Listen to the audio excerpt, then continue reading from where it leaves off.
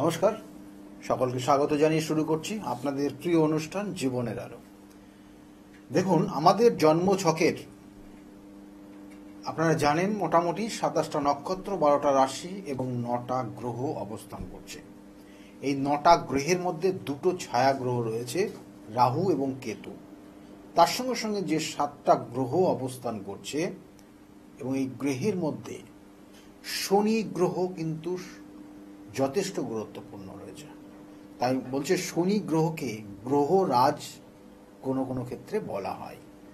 এবং হিন্দু ধর্মশাস্ত্রে শনি হিন্দুদের একটা বড় এবং জাগ্রত দেবতা। ইনি উগ্র দেবতা হিসাবেও অনেক ক্ষেত্রে পরিচিত। কেন, কারণ এবং এইগুলোর প্রত্যেকটা আমি বিস্তারিত আলোচনা করব। এবং আমাদের যে জন্মছক, এই জন্মছকে যেমন বললাম 27টা নক্ষত্র, 12টা রাশি, 9টা গ্রহ অবস্থান করছে। এই 9টা গ্রহের মধ্যে শনির সঙ্গে রবি যদি অবস্থান করে সেটাকে বলা হয় একটা বিষযোগ বা পিতৃদোষ।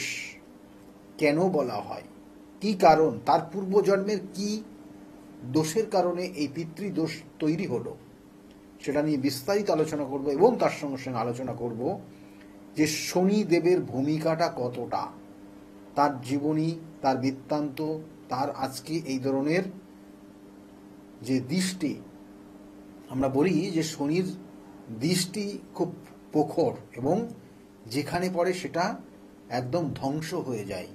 সেই জন্য শনি জন্মছকের দেখবেন যে তৃতীয়ভাবে দৃষ্টি দেয়, অর্থাৎ যেভাবে অবস্থান করছে তার থেকে তৃতীয় ভাব, সপ্তম ভাব এবং দশম ভাবে শনিদেবের দৃষ্টি থাকে, যে দৃষ্টি খুব প্রখর এবং ওই ভাবগুলোকে বিনষ্ট করে দেয়। তাহলে এগুলো কানেকশন কিভাবে হচ্ছে, কেন হচ্ছে এবং তার কারণ কি, এই এতটা রূঢ় উগ্রতা তার মধ্যে কেন আসলো, তার এই দৃষ্টি। এবং তার সঙ্গে সঙ্গে এই যেমন খুব নিষ্ঠাবান শনি, আমরা হয়তো অনেকে ভয় পাই, কিন্তু শনি হচ্ছেন আমাদের কর্মদাতা, শনি হচ্ছে আমাদের জীবনের সাকসেস দাতা। আপনি জীবনে যতটা সাকসেস পাবেন সবটা ডিপেন্ড করবে কিন্তু আপনার এই শনিদেবের ওপর। আপনাকে যতটা তিনি পাওয়ারফুল জায়গায় নিয়ে যাবে সেটা একমাত্র তার দ্বারাই সম্ভব। এবং কোনো কোনো ক্ষেত্রে দেখবেন ওনার দ্বারাই আপনার জীবনে যেমন উন্নতি হচ্ছে, ওনার দ্বারাই আপনার জীবনের অবনতি হয়ে যায়। কেন হয়, কি কারণ, বিস্তারিত আলোচনা করবো। এবং যদি আপনি তার ছোটবেলার কাহিনী জানেন, এই ছোটর থেকে তিনি কিভাবে বড় হয়েছেন, তার মধ্যে এই স্বভাবটা কেন আসলো এবং তার এই পরিণতিটা, তার মূলে কে ছিল, যদি বিস্তারিত জানেন দেখবেন যে তার উপর আপনার একটা মায়া মমতা আসবে। আপনি কিন্তু অনেক ক্ষেত্রে আপনার জায়গার থেকে আপনি একটু সরে আসবেন। কারণ শনিদেব হচ্ছেন আমাদের কর্মদাতা, আমাদের সাকসেসের কিন্তু অধিকর্তা। কারণ তাকে কিন্তু এই বরটা দিয়েছিলেন বলা হয় শিব, এবং শিবকে তিনি গুরু বলে মানেন। তাই এবং তার বলা হচ্ছে, সেই জন্য বলা হয় যে শনির ইষ্ট দেবী হচ্ছেন কালী, দক্ষিণা কালী, আর তার হচ্ছেন গুরু হচ্ছেন শিব। সেই জন্য দেখবেন যে যাদের শনির সাড়ে সাথী চলে, যাদের শনির ধাইয়া চলে, যাদের শনির দশা চলে, তাদের ক্ষেত্রে হয় শিবের উপাসনা করতে বলা হয়, শিবের অভিষেক করতে বলা হয়, না হলে সপ্তাহে একদিন করে শনিবার করে দক্ষিণাকালীর পুজো দিতে, এগুলো বলা হয়। দেখা যাক প্রথম অবস্থায় তার জন্ম বৃত্তান্ত, তার পরিচয়, সে কিভাবে এই ব্রহ্মাণ্ডে তার অবস্থান হলো এবং কেন তার ওই নবগ্রহের মধ্যে তার অবস্থান দেওয়া হলো, 12টা ভাবের মধ্যে কেন তার দুটো ভাব তাকে দেওয়া হলো, সেই ভাবগুলো কি কাজ, বিস্তারিত দেখলে সেইগুলো পাবো। কারণ বলা হচ্ছে যে মৎস্য এবং সৌর পুরাণ অনুসারে, আমাদের পুরাণে বিভিন্ন ভাগ রয়েছে এবং সেই পুরাণের কাহিনী অর্থাৎ মৎস্য পুরাণ এবং সৌর পুরাণ অনুযায়ী দেবশিল্পী বিশ্বকর্মা, তার কন্যা হচ্ছেন সংজ্ঞা। এই সংজ্ঞার সঙ্গে বিবাহ হয়েছিল কার না, সূর্যদেবের। কিন্তু সংজ্ঞার বিবাহের পর সূর্যদেবের প্রচণ্ড তাপ প্রচণ্ড তাপ এবং তার এই কারণে সে কি ঝলসে গেছিল, অর্থাৎ সংজ্ঞার গাত্রবর্ণ কিন্তু পরিবর্তন হয়ে গেছিল। এবং তার সঙ্গে সঙ্গে সংজ্ঞা সে কিন্তু ম্যাক্সিমাম সময় তার জ্ঞান হারিয়ে ফেলতেন সূর্যের কাছে যেতে যেতে, কারণ সেই টেম্পারেচার, সেই তাপটা সংজ্ঞা সহ্য করতে পারত না। এই মতো অবস্থায় সে কঠিন কষ্টের মধ্যে ছিলেন সংজ্ঞা। সেইখানে সে তৈরি করলো, অর্থাৎ সে মনস্থির করলো তার মতোই অনুরূপ একজনকে সে তৈরি করবে এবং সেখানে, অর্থাৎ সে স্বামীর কাছে না গিয়ে তাকে সেখানে পাঠাবে। অর্থাৎ সেই সূর্যের কাছে, সূর্যের তাপ সে সহ্য করতে পারছে না, সেই জন্য সে যাকে তৈরি করবে তার মতো অনুরূপ তাকেই স্বামীর কাছে পাঠাবে এবং সে তার নিজ পিতৃগৃহে চলে যাবে। এবং তার, অর্থাৎ এই সংজ্ঞার যে মনস্থির করেছিল এবং সেটাই সে পরিণতিতে করেছিল, করার পর সে কিন্তু অর্থাৎ পিতৃগৃহে, অর্থাৎ বিশ্বকর্মার নিজের গৃহে, অর্থাৎ সেখানে গিয়ে কিন্তু খুব ভালোভাবে তিনি জীবনযাপন করছিলেন।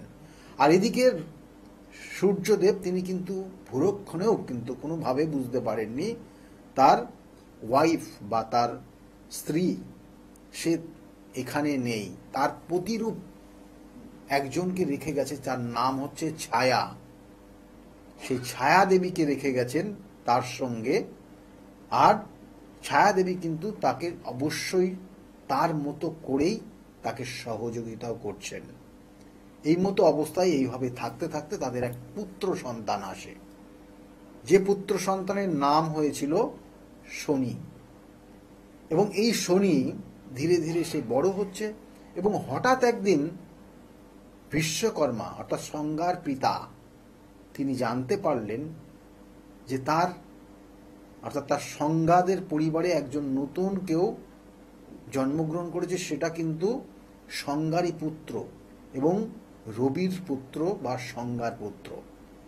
কিন্তু তার মধ্যে ডাউট হলো যে সংজ্ঞা তার মেয়ে, সে তো এতদিন ধরে আমার কাছে রয়েছে, তাহলে রবির পুত্র কোথা থেকে হলো, কি কারণে হলো? তার মধ্যে একটা ডাউট ফিল করলো, তার চিন্তা তার মধ্যে বাড়িয়ে দিল। সঙ্গে সঙ্গে সে বাড়ি ফিরে সংজ্ঞাকে জিজ্ঞাসা করলো। সংজ্ঞা কিন্তু সে স্বীকার করে নিয়েছিল যে সে ভুল করেছিল এবং সেই ভুলের যেই ব্যাখ্যা দিল, সঙ্গে সঙ্গে সংজ্ঞাকে তার পিতৃগৃহ থেকে তার স্বামীর গৃহে পাঠিয়ে দেওয়া হলো এবং সেক্ষেত্রে বিশ্বকর্মাজি তিনি কিন্তু পাঠিয়ে দিলেন। কিন্তু সেখানে গিয়ে কি হবে? সেখানে তো অলরেডি তার পুত্র সন্তান জন্মগ্রহণ করেছে, কিন্তু সংজ্ঞা গিয়ে সেই ছায়াকে নিঃশেষ করে দিলেন। ছায়াকে নিঃশেষ করে সেই জায়গাটা আবার সে পুনর্দখল করে নিল। কিন্তু সেই পুত্র সন্তান শনিদেব, সে কিন্তু তার কাছে লালন পালন হতে লাগলো, কিন্তু যেহেতু সে জানে সে তার নিজের গর্ভের সন্তান সে না, সেই জন্য তার উপর কিন্তু অকথ্য অত্যাচার শুরু করেছিল। শনিদেব ছোট থেকে বড় হচ্ছে, তার উপর বিভিন্ন ধরনের, মানে যেটা ঘটেনি সেটা বলে রবিদেবের কান ভাঙচি দিতে লাগলো। অর্থাৎ বলা হচ্ছে সূর্যদেবকে কান ভাঙচি দিতে লাগলো এবং সূর্যদেব এই শনিদেবকে কিন্তু অত্যাচার শুরু করতে লাগলো বিভিন্নভাবে। কিন্তু সেই শনিদেবের উপর অত্যাচার শুরু করে দিল। একমাত্র সেই সংজ্ঞার কিন্তু কৌশলে সেই রবির দ্বারা সে পীড়িত হতে লাগলো। এই মতো অবস্থায় চলতে লাগলো এবং শনিদেব সেই বড় হচ্ছে, কিন্তু পিতা মাতা কারোর স্নেহ মমতা সে কিন্তু পাচ্ছে না। সম্পূর্ণভাবে তার ছোটবেলা স্নেহ মমতা থেকে সে একদম বিমুখ হয়ে গেল। সে কষ্ট অনুভব করতে শুরু করলো। জীবনটা কত কষ্টময়, দুঃখময়, বাবা মা থাকা অবস্থায় সেটা সে পেল না। সে সব জানতো, সে জেনেও সে সেই কষ্ট উপভোগ করতে লাগলো এবং তার জীবনটা, শৈশবকালটা এইভাবে তার কেটে গেছে। তারপরে সংজ্ঞা দেবী তিনি জানতেন যে আমার তো কোনো সন্তান নেই, কিন্তু রবি কিন্তু বা সূর্যদেব কিন্তু জানতেন শনি হচ্ছে আমাদের সন্তান, এবং যে ছায়া যে অবস্থান করেছিল সেটা কিন্তু সূর্যদেব জানেন না। কিন্তু তার পরবর্তীতে সংজ্ঞা, সে কিন্তু তাদের আবার পুত্র সন্তান হলো এবং কন্যা সন্তান হলো, এবং সূর্যদেব জানে তার 2 পুত্র এবং 1টা কন্যা, কিন্তু সংজ্ঞা জানে তাদের একটাই কন্যা, একটাই পুত্র, আর আগের যে পুত্র ছিল সেটা তার গর্ভে হয়নি, সে ছায়ার গর্ভে হয়েছিল। তার জন্য তার উপর নির্মম অত্যাচার শুরু করেছিল। তার সঠিক সময়ে খাবার দিত না, সঠিক সময়ে তার পোশাক দিত না, সঠিক সময়ে তার যে জীবনের যে স্নেহ মমতা সেটাও তারা দেয়নি। এই মতো অবস্থায় চলতে চলতে এক সময়, যেহেতু জানে যে বড় পুত্র সন্তান অর্থাৎ জ্যেষ্ঠ পুত্র সর্বদাই পিতার কাছ থেকে অনেক কিছু পায় এবং দায়িত্ব গ্রহণ করে পিতার, যাতে শনিদেব সেই দায়িত্ব না নেয় তার জন্য রবিদেবের কাছে অর্থাৎ রবির কাছে, অর্থাৎ এখানে বলা হচ্ছে সূর্যদেবের কাছে সংজ্ঞা আরো অত্যাচারের কথা শুরু করলো। এবং এক সময় শনিদেব কিন্তু আর নিজেকে ধরে রাখতে পারল না। এই সময় সংজ্ঞার উপর একটা কি করলো না, সংজ্ঞার উপর সে আঘাত করলো এবং পা দিয়ে আঘাত করলো।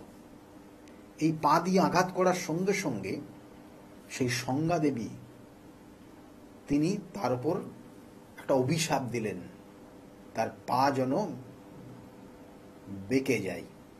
এবং দেখবেন যে শনিদেবের যারা কবলে পড়ে তাদের পায়ের যন্ত্রণা হয়, পায়ে পেন হয়, এবং সঙ্গে সঙ্গে শনিদেব তার পা নিয়ে সমস্যায় পড়ে গেলেন। এবং এদিকে কি করলেন না, এদিকে কিন্তু তার যে এক পুত্র হয়েছিল এবং এক কন্যা সন্তান হয়েছিল, সেই কন্যা সন্তান এবং পুত্র সন্তানের নাম দিলেন, কি নাম দিলেন? একজনের নাম দিলেন যম আর একজনের নাম দিয়েছিলেন যমুনা। এবং তাদেরকে যে দায়িত্ব দিলেন রবি অর্থাৎ সূর্যদেব, কি না, ধর্ম রক্ষা করার জন্য দায়িত্ব দিলেন যমরাজকে, এবং তাকে যমরাজ করা হলো। আর যমুনার সেই নদী হয়ে মানুষের যত পাপ, সেই পাপের থেকে তাদেরকে শুদ্ধ করতে লাগলেন। এই দুটো দায়িত্ব তাদেরকে দিয়ে দিলেন।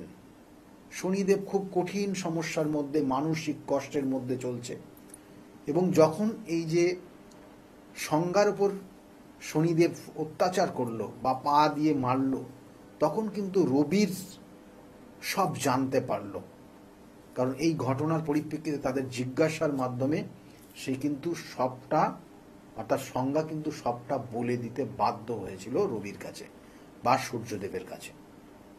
যখন বলল তখন তো জায়গাটা করার আর কিছুই নেই, এবং এই মতো ভাবে তখন সে অত্যাচার যখন শুরু করলো, এবং শনিদেবও কিন্তু ভীষণভাবে মানসিক কষ্ট অনুভব করতে লাগলো।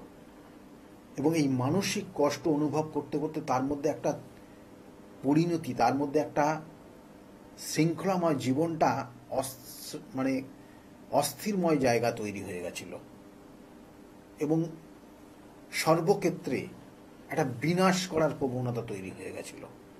এবং শনিদেব যখন এইভাবে অত্যাচার শুরু করলো, তখন রবি অর্থাৎ সূর্যদেব কি করলেন না, সূর্যদেব সেই শনিদেবের সমস্ত কাহিনী, সমস্ত বিষয়, তার জন্ম বৃত্তান্ত সব জেনে তাকে একটা গুরু দায়িত্ব দিলেন। কি দায়িত্ব দিলেন?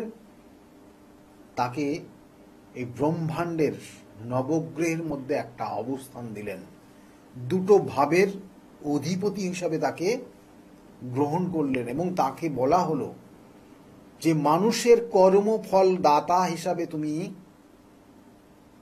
এই দায়িত্ব তুমি পালন করবে। এই ব্রহ্মাণ্ডের যে মানুষগুলো হয়তো সকলের অলক্ষ্যে কোনো খারাপ কাজ করবে, সেটা তুমি সঠিক দায়িত্ব নিয়ে তার উপযুক্ত শাস্তি দেবে এবং জীবনের যত কিছুর উন্নতির জায়গা তুমি দেখবে।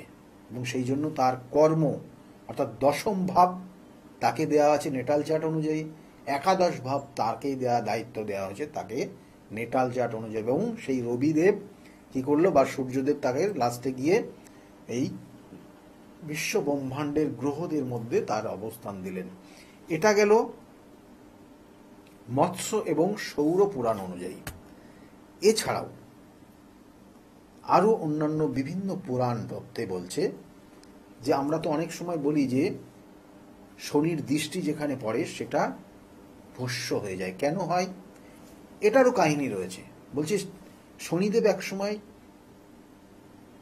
কঠিন তপস্যার মধ্যে ছিলেন, ধ্যানে মগ্ন ছিলেন। সেই মতো অবস্থায় তার স্ত্রী তার কাছে আসলেন এবং সুসজ্জিত অবস্থায় এসেছিলেন এবং তাকে জিজ্ঞাসা করছিলেন যে আমাকে কতটা ভালো লাগছে তুমি দেখে আমার সামনে একটু বলো। কিন্তু সে যেহেতু ধ্যানে মগ্ন, তার প্রতি সেই কোনো রকমের দৃষ্টিপাত সে করেনি এবং এইটা কারণে সে খুব অপমানিত বোধ করেছিল তার স্ত্রী। এবং সেই অপমানের কারণে সে কিন্তু শনিদেবের উপর একটা অভিশাপ দিয়েছিলেন যে পরবর্তী টাইমে তুমি যার দিকে দৃষ্টি দেবে, সে মেয়ে হোক ছেলে হোক, সে ভস্য হয়ে যাবে, সে শেষ হয়ে যাবে। সেই জন্য শনির দৃষ্টি, তাই শনিদেবের সামনে কখনো যেতে নেই, তার দৃষ্টি কিন্তু খুব কঠিন। সেই জন্য শনিদেবের যেখানে অবস্থান করছে জন্মছকের, তার তৃতীয় দৃষ্টি, সপ্তম দৃষ্টি এবং দশম দৃষ্টি খুব কঠিন সমস্যার জায়গা থাকে এবং জন্মছকের আপনার গ্রহগত কানেকশনের পরিপ্রেক্ষিতেও হয়। এবং এছাড়াও স্কন্দ পুরাণ অনুযায়ী সেখানেও কিন্তু ভীষণভাবে, মানে শনিদেবের জন্মগ্রহণের পর সে কিন্তু ব্রহ্মাণ্ড অতিষ্ঠ করে দিচ্ছিল, সমস্ত দেবদেবতার উপর একটা ক্ষিপ্ত ভাব নিয়ে নিয়েছিল। এই মতো অবস্থায় মানে তার খাবারের স্থান অর্থাৎ তার খাদ্য দ্রব্য থেকে আরম্ভ করে সব ক্ষেত্রে সে কিন্তু সর্বশেষ করতে শুরু করেছিল, কারণ সে সবকিছু সেইভাবে পাচ্ছিল না। এই মতো অবস্থা, এই রকম অতিষ্ঠ করে দেওয়ার কারণে এবং সমস্ত দেবদেবতার উপর একটা চরম সমস্যার জায়গা চলে আসার কারণে কিন্তু কেউ কোনো দায়িত্ব নিতে পারছিল না। ব্রহ্মা বিষ্ণুর কাছে যাচ্ছে, বিষ্ণু শেষ পর্যন্ত ব্রহ্মাকে নিয়ে শিবের কাছে যায়। শিবের কাছে গিয়ে শিবের কাছে যখন বিস্তারিত ব্যাখ্যা দেয়, তখন শিব তাকে স্বয়ং শনিদেবকে ডাকে এবং শনিদেবের কাছে খুব ধীর স্থির শান্তভাবে গিয়ে যখন উপস্থিত হয়, তখন কিন্তু শিব তাকে বলে তোমার খাবার সমস্ত ব্যবস্থা হবে, খাবার দাবার তুমি সব পাবে, আর তুমি যে দায়িত্ব তোমাকে দেওয়া হচ্ছে, তুমি মানুষের কর্মফলের দাতা হিসাবে থাকবে, তুমি মানুষকে উপযুক্ত শাস্তি দেবে। এবং সেই জন্য দেখবেন যে আমাদের যে 7.5 চলে, 7.5 বছর ধরে, অর্থাৎ আপনি যে বিগত 30 বছর পর্যন্ত যা কর্ম করবেন সেটা যদি সঠিক হয় তাহলে আপনার ক্ষেত্রে ভালো দেবে 7.5 বছর, আর যদি বেঠিক হয় তাহলে আপনার ওই 7.5 বছর কোন কঠিন সমস্যার মধ্যে দিয়ে যাবে। তাই এই 7.5 বছর সেইভাবে তিনি ব্যাখ্যা দিয়ে শিব তার দায়িত্ব দিয়েছিলেন। তাহলে এই জন্য শিব এবং তার সঙ্গে সঙ্গে শনিদেব, তার সঙ্গে সঙ্গে রবি অর্থাৎ সূর্যদেব, এখানে প্রত্যেকটা ওতপ্রোতভাবে যুক্ত রয়েছে। এবং তার সঙ্গে সঙ্গে দক্ষিণাকালী, যেটা প্রথমেই বললাম, অর্থাৎ শনিদেবের ইষ্ট দেবী হচ্ছেন মা দক্ষিণাকালী, শিব হচ্ছেন গুরু। সেই জন্য শিবের পুজো এবং ইষ্ট দেবী কালীর পুজো করলে, দক্ষিণাকালীর পুজো করলে শিব কিন্তু শনিদেব শান্ত হন। এবং এর সঙ্গে সঙ্গে অনেকের জন্মছকে দেখবেন যে বিষযোগ বা পিতৃদোষ, যেটা বলছিলাম কেন হয়, জন্মছকে রবি গ্রহ যেটা সূর্যদেব আর শনি গ্রহ শনিদেব যদি কনজাংশনে অবস্থান করে কারোর জন্মছকে, সেটা পিতৃদোষ হয়। এবং এই পিতৃদোষের যে সমস্যাগুলো হয়, পিতা পুত্রের মধ্যে মিল হয় না, যেটা তাদের জন্মবৃত্তান্তের যে কাহিনী আমি বললাম সেটাই জায়গায় তৈরি হয়। এবং এগুলোর জন্য রয়েছে সঠিক প্রতিকার প্রতিবিধান, কারণ প্রত্যেকটা প্রতিকার প্রতিবিধান নির্দিষ্ট কানেকশনের পরিপ্রেক্ষিতে হয়।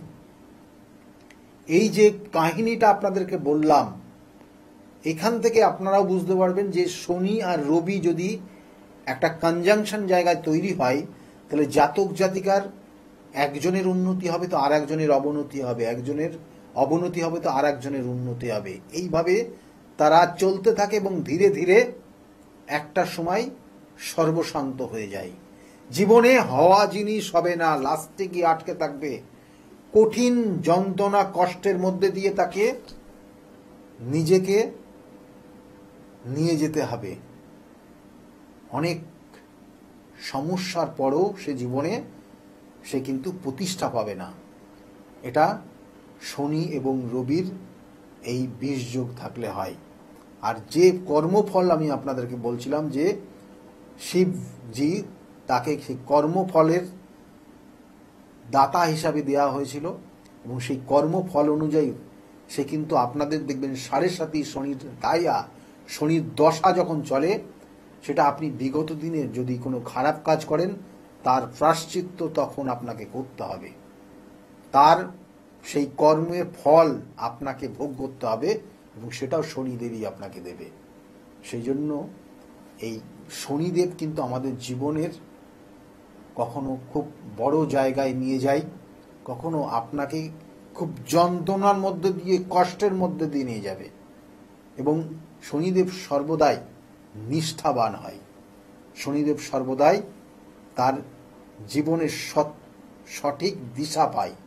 শনিদেব সর্বদাই চায় একটা জাতক জাতিকা সে অনেস্ট থাকুক, সৎ থাকুক, যেটা সন্ন্যাসদের মধ্যে পাওয়া যায়।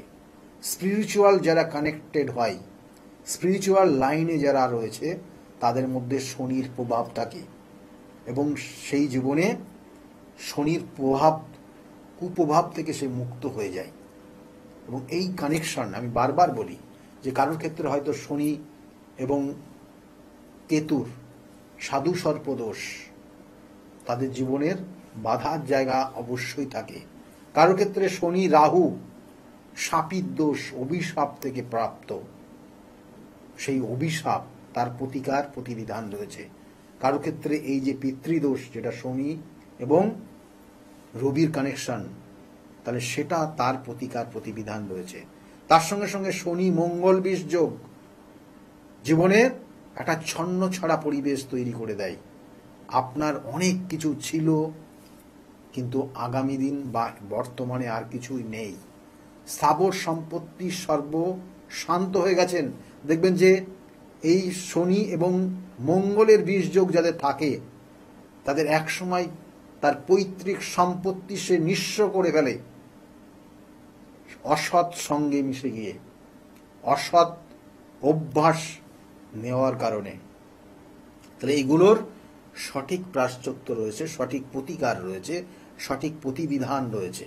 আমি বারবার বলে থাকি, সঠিক প্রতিকার, সঠিক প্রতিবিধান, সঠিক গাইডলাইন জীবনকে পরিবর্তন করতে পারে। সেই জন্য বিগত দিনে বহু মানুষ তারা আজকে প্রতিকার প্রতিবিধান নিয়ে আজকের জায়গায় দাঁড়িয়ে ভালো রয়েছে।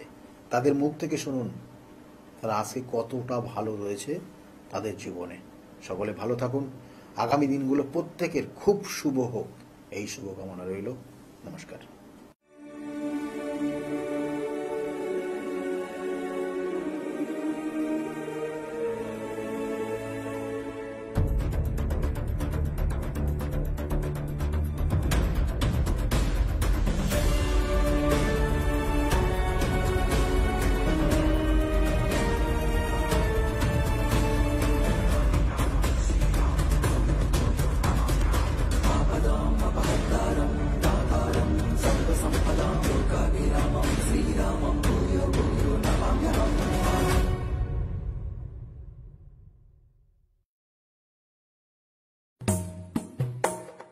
ডক্টর গৌতম শাস্ত্রী।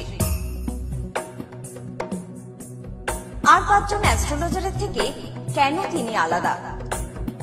স্বাভাবিকভাবে আপনাদের মনে এই প্রশ্ন আসতেই পারে। দূর দূরান্ত থেকে নানান সমস্যায় জর্জরিত মানুষ ছুটে আসেন তার কাছে। গ্রহদোষ হোক কিংবা কাল সর্পদোষ, অথবা ধরুন মাঙ্গলিক দোষ কিংবা অন্য যে কোনো সমস্যা, তারা জানেন সব সমস্যার স্থায়ী সমাধানে এক এবং অদ্বিতীয় ডক্টর গৌতম শাস্ত্রী। চলুন আজ আপনাদের সাথে পরিচয় করিয়ে দিই এমন কিছু মানুষের এবং শুনে নি তাদের কথা। আমি সোমনাথ মজুমদার, কল্যাণীতে থাকি। আমি গৌতম বাবুর কাছে দীর্ঘদিন ধরে আসি। ওনার ব্যবহার, ওনার কার্যকলাপ আমার জীবনের জন্য যথেষ্ট প্রভাব বিস্তার করেছে। বিশ্বাস করি, ভরসা করি এবং ভবিষ্যতে ওনার মত অনুযায়ী চলতে পারবো বলে। আপনার নাম?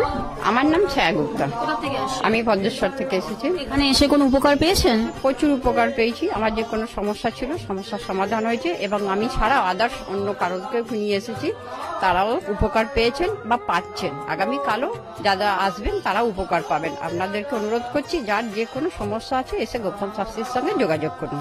আপনার নাম? আমার নাম সুচিত্রা দাস। আমি পায়রাডাঙ্গা থেকে এসেছি। এখানে কিভাবে এলেন? এখানে একজন আমাকে খবর দিয়েছিল, আমার সঙ্গে চেনা পরিচিত, সে এসেছিলেন। তা আমাকে বললো যাও, ইনি এখানে গেলে কাজ হবে। তার সূত্র ধরেই আসা এখানে। উপকার পেয়েছেন? হ্যাঁ, আমি এসেছি আমার 2 ছেলের জন্য, আমার নিজের জন্য। আছি, ভালো আছি। তার মানে আপনি যার রেফারেন্সে এসেছেন তিনি প্লাস আপনি, আপনারা সবাই উপকৃত হয়েছেন, তাই তো? হ্যাঁ, ভালো আছি। আপনার নাম, কোথা থেকে এসেছেন? শিবানী কর্মকার। আমি এই দমদম অঞ্চল থেকে এসেছি, মানে বাঙুর থেকে এসেছি। এখানে কিভাবে জানতে পারলেন? আমি ফেসবুকের মাধ্যমে জানতে পেরেছি ডক্টর গৌতম শাস্ত্রীর কথা। উনি হাতিবাগানেও বসেন, সেখানেই আমি গিয়ে যোগাযোগ করেছি আর কি। যোগাযোগ করার পর আমি ওনার বাড়ি কাঁচরাপাড়ায় এসেছি ওই রটন্তী কালী পুজোর উপলক্ষে পুজো পাঠে যোগদান করার জন্য। আমার এসে বেশ ভালো লেগেছে। ওনার এখানে সবাই কি বলবো, ভক্তি সহকারে মানে নিজের ওনার উনি যা বলেন মোটামুটি ভালোই উপকার হয় মানুষের। শুনেই আমি এসেছি। আমিও প্রথম এলাম, এসে দেখছি চারিদিকে জনসমুদ্র, থেকে খুব ভালো লাগছে। আশা করি আমি যে উদ্দেশ্য নিয়ে এসেছি সেটা নিশ্চয়ই কার্যকরী হবে, এই আশা রাখি আর কি ডক্টর গৌতম শাস্ত্রীর কাছে। নমস্কার, আমি শর্মিষ্ঠা। আমি দীর্ঘ 5 বছর ধরে গৌতমদার কাছে আসি। আমি যখন প্রথম এখানে এসেছিলাম আমার ব্যবসায় প্রচন্ডভাবে ক্ষতি হয়েছিল, কোনো উন্নতি ছিল না, নেগেটিভিটি আর ডিপ্রেশন আমার ঘিরে ধরেছিল। তো এক আত্মীয়র কথা শুনে আমি এখানে আসি। আসার পর দাদা আমাকে যে অ্যাডভাইস গুলো করেছিল এবং যে উনি ক্রিয়াগুলো আমায় করতে বলেছিল সেগুলো আমি করার পর খুব ভালোভাবে উপকার পাই। ফলে আজ থেকে 5 বছর আগে যে পরিণামটা ছিল ব্যবসার লস, সেই লস থেকে আমি প্রচন্ড ভালোভাবে রিকভারি শুরু করিনি, আমি সাকসেস পেয়েছি। এরকম অনেক সময় হয়েছে যে দাদা আমাকে বলেছিল যে এগুলো করলে ভালো হবে না বা এটা করো না, আমি না শুনে নিজের মতন করে করেছিলাম। ফলে সেখানেও আমার ক্ষতি হয়েছিল। এই ক্ষতি হওয়ার পর থেকে উনি যখনই আমাকে যা বলে আমি সেইগুলোই আমি শুনে চলি এবং প্রত্যেকটা পদে পদে তার প্রমাণ মেলে সাকসেসের মাধ্যমে। আমার সাকসেস হওয়ার পর আমি আমার বন্ধুদেরও এখানে রেফার করেছি, যাদের পার্সোনাল এবং প্রফেশনাল লাইফে যে সমস্ত প্রবলেম ছিল তারা সেগুলোর থেকে রিকভার করে বেরিয়ে এসছে, খুব উন্নতি লাভ করেছে।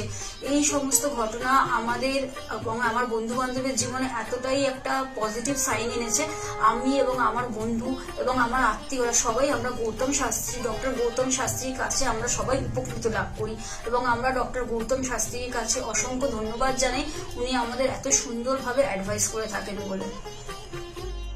আমি কস্তুরী সরকার, আমি কাঁচরাপাড়া থেকে আসছি। আমাকে মা ক্লাস 12-এ ডক্টর গৌতম শাস্ত্রীর কাছে নিয়ে আসে। তো সেখানে আসার পর আমাকে ডক্টর গৌতম শাস্ত্রী কিছু রেমেডি দেন, তো আমার খুব সাহায্য হয় তাতে। তারপর আমার পড়াশোনা কমপ্লিট করার পর কাকু বলেন যে আমাকে গ্র্যাজুয়েশন আর ITI করার জন্য। তো সেখানে করে আমি ভালো ফল পেয়েছি। তারপর আমার চাকরি লাইনে আসা। তো ডক্টর গৌতম শাস্ত্রী বলেন যে আমি এই মাসের মধ্যে একটা ভালো চাকরি পাবো, তো সেটা 1 মাসের আগেই আমি পেয়ে গেছি। তো আজকে সেটাই জানাতে এসেছি কাকুকে যে আমি চাকরি পেয়েছি। তো আপনারাও যদি আসতে চান, ভালো ফল পেতে চান, কাকুর সাহায্য পেতে চান, তো আপনারাও আসুন। আশা করি আপনারাও ভালো ফল পাবেন এবং সাহায্য পাবেন। নমস্কার। নমস্কার, আমি জয়িতা গুহ। আমি গত এপ্রিল মাস থেকে খুব সমস্যায় পড়েছিলাম। আমার কাজের দিক থেকে সমস্যা ছিল, বসের সাথে এবং পারিপার্শ্বিক আমার যে কলিগরা ছিল তাদের সাথে খুবই সমস্যা জড়িত হয়েছিলাম। তো তারপরে সেই কাজটা আমি আর অবশেষে টিকিয়ে রাখতে পারিনি, সেটা আমাকে বাধ্য হয়েছিলাম আমি সেটা ছেড়ে দিতে। তারপরে একটা খুব আর্থিক দিক থেকে খুব ভেঙে পড়েছিলাম। তো সেই সমস্যায় জর্জরিত হয়ে বুঝতে পারছিলাম না কি করব। তো হঠাৎ একদিন টিভিতে প্রোগ্রাম দেখি ডক্টর গৌতম শাস্ত্রী, ওনার কথাবার্তা, ওনার যে উপাচারগুলো রয়েছে, যেগুলো উনি বলেন প্রতিকার, সেগুলো শুনে আমার খুব ভালো লেগেছিল। তো ওনার সাথে এসে দেখা করি, আমার সমস্ত কথাবার্তা ওনার সাথে শেয়ার করি, প্রবলেমগুলো। তারপর উনি আমাকে দেখে আমাকে কিছু বলেন আমার ব্যাপারে, তো সেগুলো একদম হুবহু মিলে যায়। তো তারপরে উনি আমাকে রেমেডি সাজেস্ট করেন। তো আমি সেই রেমেডিটা নিই, আমি ধারণ করেছি। তো ধারণ করার পর আমি আস্তে আস্তে নিজের মধ্যে একটা চেঞ্জ দেখতে থাকি। তো এবং আমি গত আগস্টের 27 তারিখে একটা জব পেয়েছি, যেটা আমার মনের মতো। এখানে আমার ডেজিগনেশন, আমার স্যালারি, আমার মনের মতো লোকেশন আমি এখানে পেয়েছি। মানে এটাতে আমি বিশেষভাবে আপ্লুত। তো সের জন্য অসংখ্য ধন্যবাদ ডক্টর গৌতম শাস্ত্রীকে। আমি প্রসেনজিৎ দাস, আমার বাড়ি কাস্তাপাড়া। আমি ডক্টর গৌতম শাস্ত্রীর দেখেছিলাম টিভিতে, ওখান থেকে দাদার ফোন নাম্বার নিয়ে দাদা বাড়িতে আমি আসি। এসে দাদাকে আমার সমস্যা সমাধান বলি। আমার একটা সমস্যা, প্রচুর বড় সমস্যা ছিল, সেটা হচ্ছে আমাদের বাড়ি ঘরের সমস্যা ছিল, অনেক বছর ধরে সমস্যা ছিল, সেটা দাদা ঠিক করে দিয়েছে। এখন সেটা আমি বাড়ি করতেও চলেছি। তার সাথে সাথে আমার ব্যবসা বাণিজ্য কিছুই করতাম না, একটা নর্মাল কাজ করতাম। কাজ করার পর আমি এখন ব্যবসা বাণিজ্য উন্নতি হয়েছে, প্লাস দাদা যে প্রতিকারগুলো দিয়েছে সেগুলোকে আমরা এক্সপেক্ট করেছি। দাদার সাথে খুব ভালো ব্যবহার হয়েছে। এখন আপনারাও আসুন, এসে দাদাকে সমস্যা সমাধানের কথা বলুন, দাদা অবশ্যই আপনার সমাধান করে দেবে। ডক্টর গৌতম শাস্ত্রীর চেম্বারে আপনি কতদিন আসছেন? আমি প্রায় 2.5-3 বছর ধরেই এখানে মানে রেগুলারলি আসছি। মোটামুটি আমার যখন অসুবিধা হচ্ছে তখন চলে আসছি। আপনি কোন চেম্বারে দেখিয়েছেন? আমি এখানকার কাছাপাড়া চেম্বার। কাছাড়া চেম্বারে দেখিয়েছেন, মানে আপনি যে সমস্যাটা নিয়ে এসেছেন ওটা কি আপনার কিওর হয়েছে? হ্যাঁ, আমি প্রথমে যে সমস্যাটা, পড়াশোনার সমস্যা নিয়ে প্রবলেমে পড়ে ওনার কাছে এসেছিলাম, তা মোটামুটি আমার যত দিন যাচ্ছে ইমপ্রুভ হচ্ছে আস্তে। না, আপনার কাজে গেলেই বলতে চাইছেন তো? আমার নাম অয়ন দাস, আমি শ্রীরামপুর থেকে আসছি। আমি বেসিক্যালি এখানে এসেছিলাম গত 1 বছর আগে আমার পড়াশোনা এবং কাজবাজের জন্য। এর আগে আমি অনেক জায়গায় গেছিলাম, অনেক অ্যাস্ট্রোলজার দেখিয়েছিলাম, কিন্তু সেখানে আমি সমস্যার সমাধান পাইনি। তো ওনার প্রোগ্রাম টিভিতে চলে, আমি যেখানে দেখেছিলাম, দেখে বিভিন্ন ওনার সাথে যোগাযোগ করি। যোগাযোগ করার পর ওনার চেম্বারে আসে, ওনাকে সমস্তটা বলি। তো বলার পর আস্তে আস্তে অনেকটা আমি উপকৃত হয়েছি। কিছুটা আমার যেমন অবস্থাটা খারাপ হয়ে গেছিল যতটা, তার থেকে অনেকটাই বেটার আছি। আশা করব ভবিষ্যতে এর থেকেও ভালো ফল পাবো। আমি আপনাদের অনুরোধ করবো আপনারা এসে দেখতে পারেন, যাদের অনেক সমস্যা চলছে এখানে এসে একবার কন্ট্যাক্ট করুন। ওনার শো চলতে থাকে টিভিতে, ওখান থেকে যোগাযোগ করতে পারেন ওনার সাথে, অবশ্যই আপনারা ফলাফল পাবেন। Hi everyone, I'm Simranpreet Kaur. I'm an actress. 2018-এ তার আগে আমার খুব খারাপ সময় যাচ্ছিল। আমার স্টাডি লাইফ, আমার career life, really it's very bad in that situation, that time. But যখন আমি 2028-এর মাঝামাঝিতে আমার মম আমাকে ডক্টর গৌতম শাস্ত্রীর কাছে নিয়ে আসে। আঙ্কেলের সাথে যখন আমি কথা বলি, আঙ্কেল যখন আমার প্রবলেমগুলো শোনে, যেরকম করে গাইড করে তেমনি আমি চলি। তারপরে ধীরে ধীরে আমার প্রবলেমগুলো ম্যাক্সিমাম 90%, জাস্ট আমি বিলিভ করতে পারিনি যেটা সত্যি হবে। রেজাল্টটা খুবই ভালো ছিল, আর এরকম রেজাল্ট হবে আমি জানতাম না। এখন আমি একটা ভালো আমার ক্যারিয়ার চলছে। আমার স্টাডি লাইফের মধ্যে অনেক প্রবলেম ছিল, অনেক প্রবলেমস। আমার ফ্যামিলি লাইফেও খুব প্রবলেম ছিল, সব প্রবলেম মানে গায়েব হয়ে গেছে। আগে যেরকম ডিপ্রেশনে ছিলাম, খুব ডিপ্রেশনে থাকতাম, খুব মানে একটা খারাপ একটা সিচুয়েশন ছিল। বাট এখন 3-4 মাসের মধ্যে মানে জাস্ট তখন আমি ভাবতে পারিনি। তারপরে আমি তো প্রথম যখন আসি তখন আমি একদম বিলিভ করি না যে এগুলো কি হয় বা কিছু। আমি মাকে বলি হ্যাঁ দেখাবো না, এই ওই অনেক কিছু করি।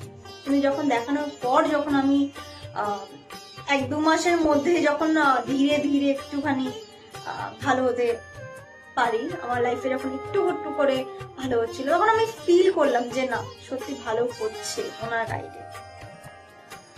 আর তার 3-4 মাসের পরে একদম আমি রেজাল্টটা দেখতে পাচ্ছিলাম, ফিল করতে পারছিলাম, মানে ন্যাচারালি।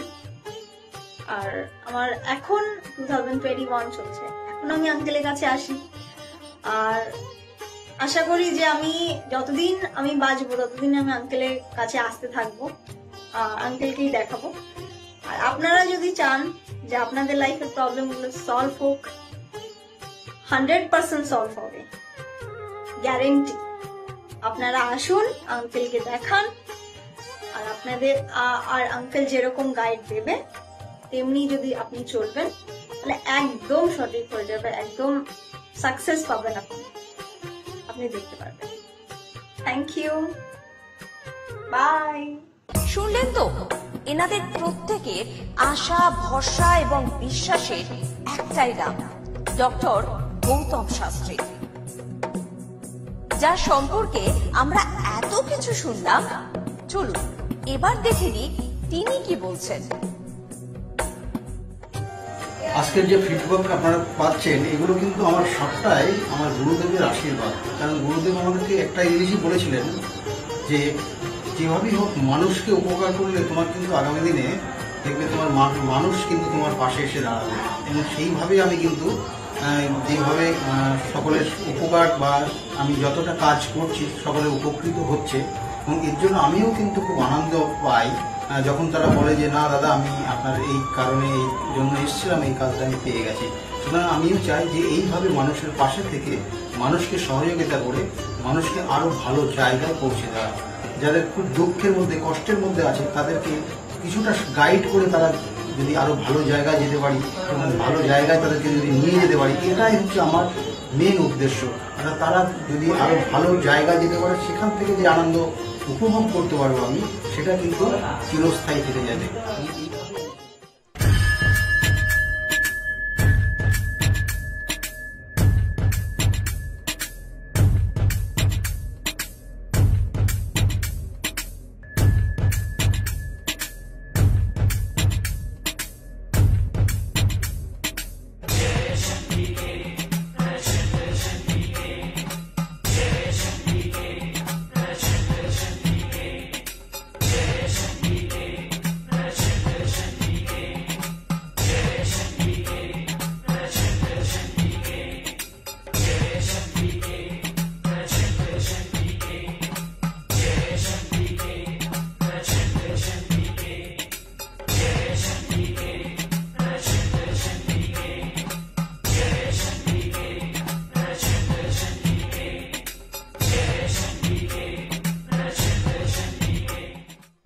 দেরি কেন? চটপট ফোন করুন 9836410969 অথবা 8335805241 এই নাম্বারে। শুধুমাত্র একটি ফোন যা পাল্টে দিতে পারে আপনার গোটা জীবন। জ্যোতিষবিদ, বাস্তুবিদ, হস্তরেখা বিশারদ ও spiritual guide doctor Gautam Shastri, এক এবং অদ্বিতীয়।